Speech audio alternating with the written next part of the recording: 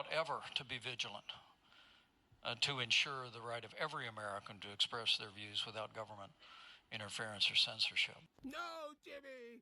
Why? Why, Jimmy? We're going to talk about it. Don't worry. We're going to. The First Amendment, though, does not protect entertainers who say crass or thoughtless things, as Jimmy Kimmel did in the wake of a national tragedy. And private employers have every right to dismiss employees, whether they're television talk show hosts or otherwise, if they violate the standards of that company. Now, I would have preferred that the chairman of the FCC had not weighed in. That's the. But I respect the right of the networks to make the decision, and it's not personal for me. I don't think Jimmy Kimmel ever had a kind word to say about me, and once apologized for something he said about me on the air. But that's not the point.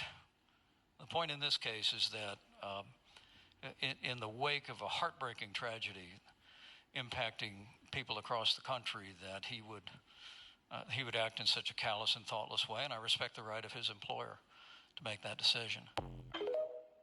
Right. So I want to be very clear on a few topics before we continue.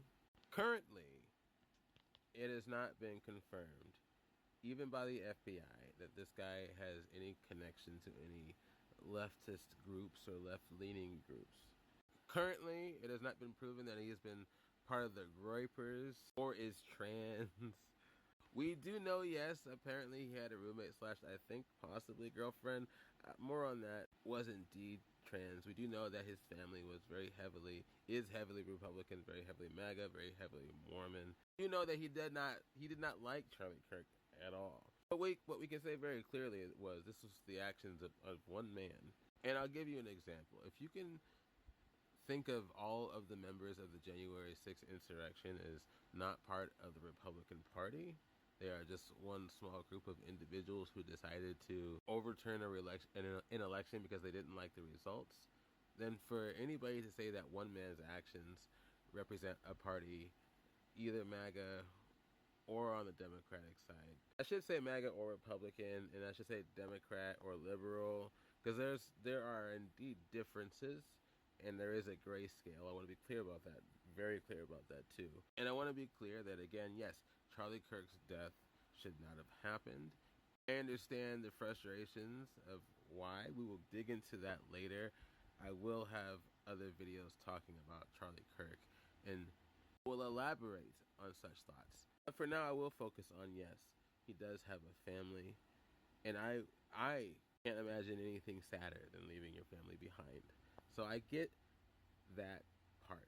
But to say that people on television can't say what they've been seeing and hearing from the news, like what everybody else has been seeing and hearing, as the points I have led on with, say that he's lying, it's purely untrue. Now let's read what Jimmy Kimmel said.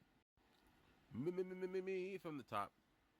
We hit some new lows over the weekend with the MAGA gang desperately trying to characterize this kid who unalived Charlie Kirk as anything other than one of them and doing everything they can to score political points from it. In between the finger pointing, there was a grieving on Friday. The White House flew flags at half-staff, which got some criticism, but on a human level, you can see how hard the president is taking this. Now, I want to stop here. I do want to point out that, yes, Jimmy Kimmel does flat out say that he is one of them. But again, that is what we've been hearing on the news. Either back and forth. Either he's a leftist or he's a Groyper. You know, his family is one of them. We knew he grew up as one of them. I really don't even like saying that anymore. Again, I do not like this whole us versus them mentality. I really think that's destroying us. This is why I'm trying to focus on individuals and the things they are saying, which is, it is not because I'm on the opposite side of you. It is because the man is a shyster and is turning our government into the same thing. If this is the lie you guys are speaking of, even the Utah governor was surprised that the unaliver was one of them, as he put it. And then Jimmy Kimmel goes on to say, yes, he's at the fourth stage of grief, construction, demolition, construction. Zing! This is how a 4-year-old mourns a goldfish. Okay, it didn't just happen once. And then we installed the most beautiful chandelier. Responses you wouldn't believe. Who thinks like that? And why are we building a 200 million chandelier in the White House? Is it possible that he's doing it intentionally so he could be bad about that instead of the Epstein files? I'm going to wager a guess that the Don is a bit more mad about that last part. But they're using you guys and your anger. And I'm talking to whoever individually is actually upset about this, thinks Jimmy Kimmel should be fired. Using your anger and deflecting from things that are more important. I'm not saying Charlie Kirk's unaliving is not important. What I'm trying to tell you is using your anger for something that somebody said on TV when you know you've heard many a thing from comedians and late night show hosts in the past. And the worst you heard from Jimmy Kimmel there was that he was just taking things he heard from the news. That's a misdirection. That's all I wanted to say on that point. Next up, freedom of speech is what Disney is doing, is what ABC doing, a violation of freedom of speech, right? This is why I wanted to show Mike Pence talking. I agree with him and I disagree with him at the same time, and this is important. I'm going to go out on a limb here, and I'm going to trust Mike Pence. I think he's a good person to trust in this situation. He's been on the MAGA side, and he's been on the, hey, let's put him up on a rope side. He's right about businesses, right? Disney does it all the time. Disney is great at it. They're firing people left, right, and sideways. They'll do that. Disney will do that. Like, if I was an actor or an entertainer, I would not want to work for Disney. So he's right there. But the FCC chiming in and Donald Trump chiming in with their direct threats and accusations, that's where it gets scary, because we know that the FCC already put pressure on NBC, and that's what got Colbert let go of, because Colbert said some things too about the Dawn. Was a deal taking place where they wanted to activate a merger. FCC wouldn't allow that merger unless certain things happened. Again, Colbert being let go.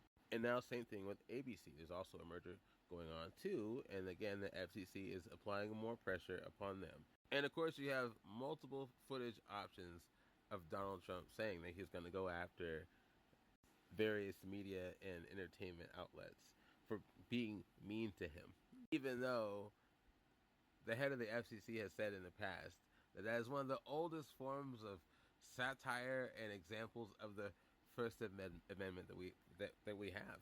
It's kind of funny that we're talking about freedom of speech over a person that was unalived for, I don't want to say speaking his mind. That's not quite accurate, right? Because again, we don't exactly know what the unalived's motives were, and even if that was what it was, right?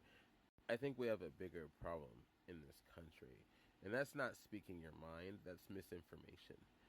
And don't get it twisted. Charlie Kirk was full of misinformation. I didn't deserve him what happened, but to say he is a saint, or he is like Martin Luther King, or now there's going to be a national day celebrating his life, or that companies can fire people for making fun of a man who has trained at least a generation to not believe in statistics. Yeah, I'm trying to watch his videos. That's what I'm going to talk about tomorrow. And I was watching one of his videos from like a little over a week ago, and he tells this guy not to look at the statistics and use his own brain. Like, statistics can be misleading. And I was thinking, yeah, that's why you compare it with other statistics and the facts and the numbers. Anyways, so I find it darkly humorous that we see so many people mad at Jimmy Kimmel for saying something that they feel like is not true, which again, the only thing that I saw that he even said that even remotely ticks that box is saying that the dude was indeed one of them. We don't know. Apparently he was politically not affiliated with anybody. We do know about his family though. And I get it. Like, if you're like really connected to Charlie Kirk and you like what he said, especially a lot of people who are quite religious, I did notice that when I was watching his video. And I want to talk about that too. I can see why if you love God, you would also enjoy Charlie Kirk. But that does not mean he's a good man. It just doesn't.